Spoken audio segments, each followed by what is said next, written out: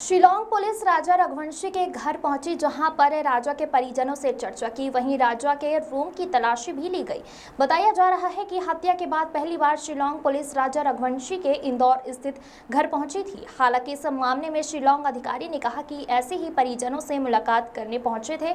पत्नी सोनम ने राजा रघुवंशी को प्रेमी के लिए हत्या की साजिश सच्ची और प्रेमी के दोस्ती के साथ मिलकर पति राजा रघुवंशी को मौत के घाट उतार दिया था। इस मामले में राजा रघुवंशी की मां ने कहा कि ऐसे लोगों को बहिष्कार कर देना चाहिए। बताया जा रहा है कि एक बार हत्या के बाद सोनम इंदौर भी पहुंची थी, जहां पर प्रेमी राज कुशवाहा ने एक किराया का कमरा उसे दिलाकर यहां रुकवाया था और उसके बाद उत्तर प्रदेश टैक्सी से चली गई।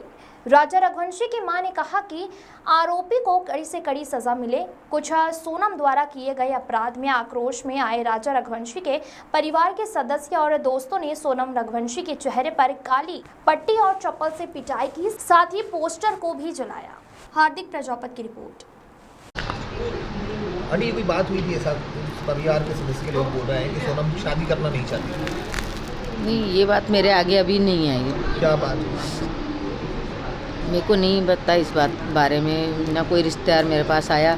अब जिनसे जिसके बहुत सारे रिश्तेदार आ रहे हैं यहाँ, तो दिन भर आ रहे हैं, कोई ना कोई आ रहे हैं। कौन क्या के जा रहा है, कौन क्या नहीं के रहा है, ये सारी बात मेरे को नहीं मालूम। मेरे को तो इतना मालूम कि राजा पुष्पा जो भी है उससे उनका परिचय अच्छा है और उनके बारे में तो उनकी मम्मी को पूरा मालूम होगा और उनकी मम्मी ने उनके पापा को तो बताया ही होगा कुछ न कुछ, जो भी होगा कि सोनम देखो ऐसा वैसा कुछ न कुछ, तो उनकी मम्मी को सारी बात ये मालूम है। और वो बोलते कि हमारी लड़की में से कुछ छिपाती नहीं, उनकी मम्मी बोलती। तो उनकी मम्मी को सोनम के बारे से लगी जो बात है वो सारी बात उनकी मम्मी को पता है। ये सोनम इंदौर आई थी बताया जा रहा है, एक दिन यहाँ रुकी भी, फिर वापस वो गाजीपुर चले गई जहाँ पर उत्तर प्रदेश में थी। हत्या करने के बाद यहाँ पर पहुँची। ये भी मैंने सुना है, देखा है अभी मोबाइल पे कि सोनम यहाँ 23 तारीख को ही आई थी। जिस तारीख को राजा की हत्या करी थी उस तारीख को ही सोनम आई थी। 25 को यहाँ इंदौर पहुँची थी वो।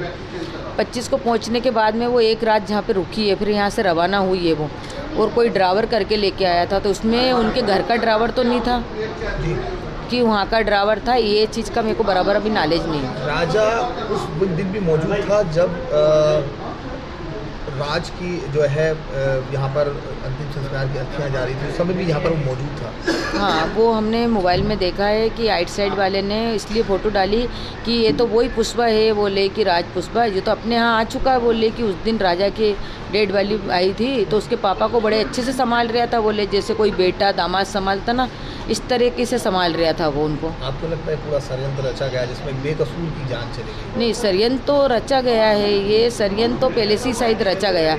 अगर षड्यंत्र नहीं रचते तो इतना बड़ा कदम उठता नहीं है। और ये कभी सोचा नहीं था कि मैं नई नवेली बहू को लाऊंगी और वो मेरे बच्चे को मतलब इस तरह से मारेगी, मरवाएगी, खा जाएगी, जो भी हुए वो सब मेरे को इतना वो नहीं था। अगर नहीं ऐसा मालूम होता मेरे बेटे की शादी नहीं करती मैं कभी भी।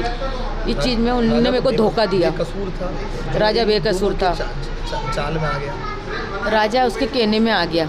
अभी कोई लोग ऐसा भी कह रहे हैं कि वो सिर्फ विधवा होना चाहती थी ताकि उसके पिता जो है वो राज से शादी कर दें। ये चीज़ मेरे को नहीं मालूम, वो उसके अंदर मन में होगा सोनम के में कि मैं ऐसा करूँगी तो हो सके मेरे घर वाले मेरे उससे शादी करवा जाए राज से। अब आंटी इतना जघन्य अपराध कर चुके हैं, क्या मांग चाहते हैं आप? क्या मांग तो यही है कि अपराधी को खूब बड़ी से बड़ी सज़ा दी जाए, उनको फांसी भी दी जाए। कल उनकी सोनम की मम्मी से आपकी बात हुई है? सोनम की मम्मी ने मेरे को यही बताया था कि सोनम गुनहगार निकलती है तो उसको फांसी दी जाए।